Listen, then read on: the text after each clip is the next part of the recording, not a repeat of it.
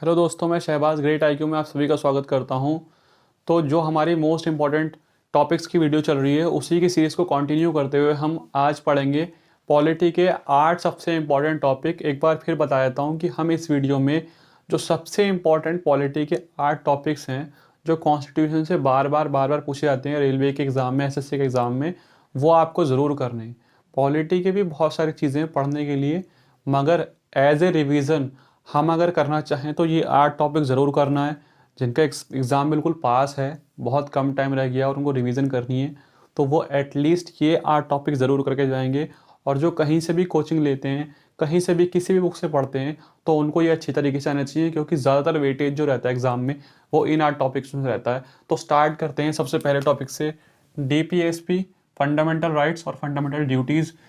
अब आर्टिकल्स जो हैं वो मैंने अलग से नहीं लिखवाए हैं। आर्टिकल जो ये टॉपिक्स हैं इनके आर्टिकल आपको याद करने हैं। बुक जो भी आपकी है उसको फॉलो करती है, उस बुक में दे रखा होगा।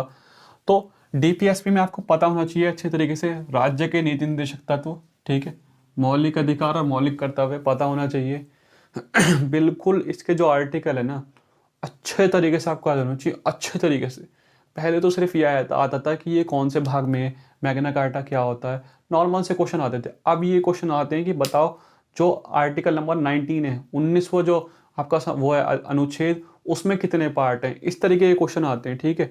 आपका पंचायती राज कौन से आर्टिकल में है, आपका जो शिक्षा का अधिकार है वो कब जुड़ा था, स्वर्ण सिंह समिति जो है वो किसके लिए बनाई गई थी, जो ये है आपका मौलिक कर्तव्य जो ये कौन से देश से लिए गए हैं। तो ये सारी चीज़ें आपको बहुत अच्छे तरीके से याद होनी चाहिए।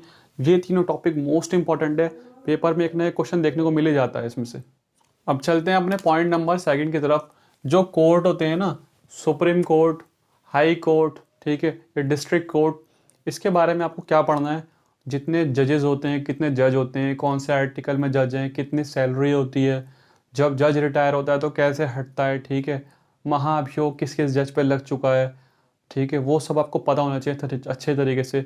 फिर आपको हाई कोर्ट के बारे में पता होना चाहिए, इंडिया में कितने हाई कोर्ट हैं, कौन सा हाई कोर्ट कहाँ पे लगता है। चलिए मैं आपसे एक क्वेश्चन पूछता हूँ, अगर पौंडुचेरी का कोई केस है तो वो किस हाई कोर्ट में लगेगा। आप मुझे कमेंट करके बताएं, अगर पांडिचेरी में अगर कोई केस होता है तो वो कौन से हाई कोर्ट में लगता है। सीपीओ 2017 का क्वेश्चन है ये, तो आप मुझे कमेंट में बताएंगे ये, ठीक है। उसके बाद जो है कॉन्स्टिट्यूशनल अमेंडमेंट्स जो हैं, संशोधन, आपके पास जो बुक होगी उसमें संशोधन दे रखे होंगे, लास्ट वाले पेज पे होंगे, ठीक है। मनोहर पांडे में भी, लूसेंट में भी, मनोहर पांडे में जो दे रखे हैं वो इनफ है, अगर उसको आप कर लोगे अच्छा रहेगा। दिल्ली कब राजधानी कब बनाई गई थी, किस तरीके से इसको स्पेशल दर्जा दिया गया है, ठीक है, कब हमारी जो एज थी वो 18 कर दी गई वोट डालने की, इसमें कौन सा संशोधन है, तो ये सारे संशोधन आपको पता होना चाहिए। 42 संशोधन जो है वो आपको अच्छे तरीके से याद होना चाहिए, जिसको मिनी कॉन्स्टिट्यूशन भी बोलते हैं। ये सब चीज़ें आपके लिए बहुत इंपॉर्टेंट हैं, इसको करना ही पड़ेगा आपको ढंग से। उसके बाद प्रेसिडेंट, वाइस प्रेसिडेंट, स्पीकर और गवर्नर, इन चारों में से क्वेश्चन ज़्यादा आते हैं। आपको प्राइम मिनिस्टर वगैरह के क्वेश्चन इतने नहीं आते, मगर इनके क्वेश्चन तो बहुत आते हैं।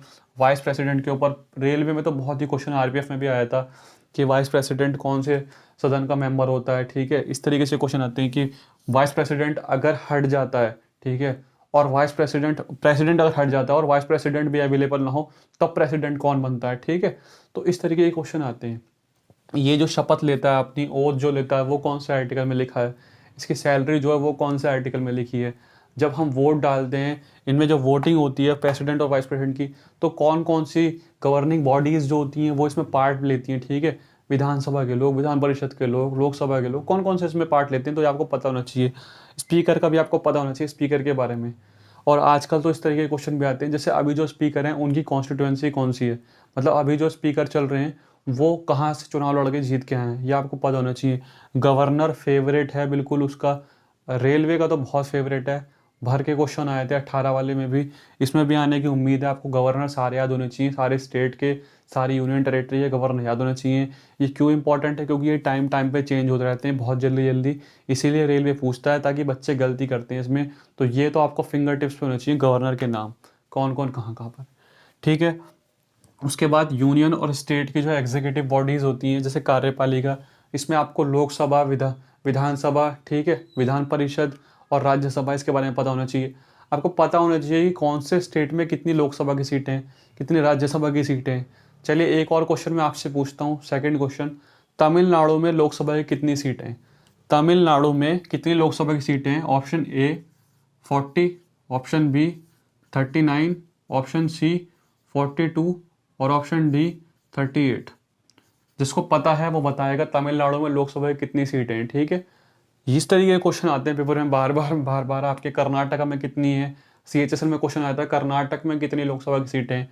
ठीक है उसके बाद कमीशंस जो आते हैं आपको, उसके बारे में आपको दो चीज़ें याद करनी है कमीशंस के बारे में। कमीशंस आयोग जो होते हैं, जैसे UPSC हो गया आपका, चुनाव आयोग हो गया, ठीक है, वित्त आयोग हो गया, ये सारी चीज़ें जो होती हैं, या फिर कैग के बारे में जो होता है, आपको इसमें दो चीज़ें याद रखनी है।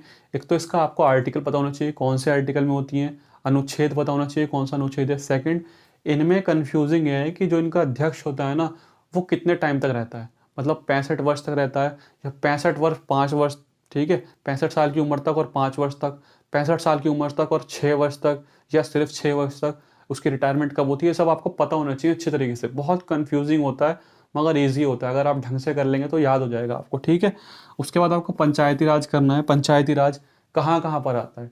अगर मैं बात करूँ राज्य के नीति निदेशक तत्व में, डायरेक्टिव, प्रिंसिपल एंड स्टेट जो पॉलिसीज़ होती हैं, उसमें कौन सा आर्टिकल होता है? तो आर्टिकल नंबर 40 में आता है ये पंचायती राज के बारे में। और पंचायती राज के बारे में अलग से जो है वो कौन सा आर्टिकल है, ठीक है, सबसे पहले पंचायती राज कौन से स्टेट में लागू हुआ था, कौन से डिस्ट्रिक्ट में लागू हुआ था, और आपके इस चीज़ में पता होना चाहिए म्यूनसिपैलिटीज़ जो होती हैं, आपको पता होना चाहिए नगर निगम क्या होता है। ठीक है, ये सारी चीज़ें जो होती हैं बहुत पता, बेसिक सी चीज़ें, और पेपर में इसी में से आता है, इनके आर्टिकल आते हैं बार बार। ठीक है, क्योंकि पंचायती राज में ही एक ऐसा आर्टिकल है जो सबसे बड़ा, पूरा उसका जो है आपका कॉन्स्टिट्यूशन का सबसे बड़ा आर्टिकल जो है वो इसमें ही आता है, इसके अंदर ही, वो भी आपको पता होना चाहिए। और पूरा आर्टिकल का सबसे छोटा आर्टिकल कौन सा है वो भी आपको पता होना चाहिए कौन सा है। ठीक है, तो ये सारी चीज़ें बार बार आती हैं। इसके बाद 8th एक टॉपिक बच जाता है, स्केड्यूल्स जो है, अनुसूची। ये आपको पता होनी चाहिए, अनुसूची जितने भी हैं, ठीक है, ये सारी आपको फिंगर टिप्स पे याद होनी चाहिए, किस कमेटी ने क्या क्या बनाया था। और इसके साथ साथ अनुसूचियाँ, अनुसूचियों के साथ जो आती हैं, कौन सी चीज़ें केंद्र में आती हैं, कौन सी चीज़ें आपकी राज्य में आती हैं, कौन सी चीज़ें समवर्ती सूची में आती हैं, यानी स्टेट और सेंट्रल और स्टेट दोनों में आती हैं। और वो जो सेंट्रल और स्टेट की समवर्ती सूची है वो कौन से देश से ली गई है। तो ये बेसिक क्वेश्चन है, ये आपको ज़रूर से ज़रूर आने चाहिए। ये 8 इंपॉर्टेंट टॉपिक्स हैं जिसको आपको कवर करना ही पड़ेगा पेपर से पहले, डीपली बिल्कुल। ठीक है, अगर आपने इसको कर लिया तो आपका आउटपुट बहुत अच्छा आएगा। पॉलिटी में बहुत ज़्यादा करने की ज़रूरत नहीं है, बुक में इतना दे रखा है, इतना पढ़ने की ज़रूरत नहीं है। ठीक है, बहुत ज़्यादा दे रखा है बुक में, अगर थोड़ा भी स्किप कर दोगे तो कोई दिक्कत नहीं होगी। मगर इसमें से कुछ स्किप नहीं करना है, इसमें से एक भी टॉपिक आपको स्किप नहीं करना। ये सारे टॉपिक आपको ढंग से अच्छे तरीके से आने चाहिए, बहुत इंपॉर्टेंट चीज़ है ये। ठीक है, बताने के लिए फिर पूरी ही पॉलिटी बता दूंगा तो इंपॉर्टेंट क्या बचेगा, कुछ स्किप भी तो करना है ना। तो ये वो टॉपिक्स हैं, अगर इसको कवर करेंगे तो ज़्यादा मार्क्स आने के चांस हैं। तो ये थे 8 टॉपिक इंपॉर्टेंट, इसको आप करिए अच्छे तरीके से तो आउटपुट अच्छा आएगा।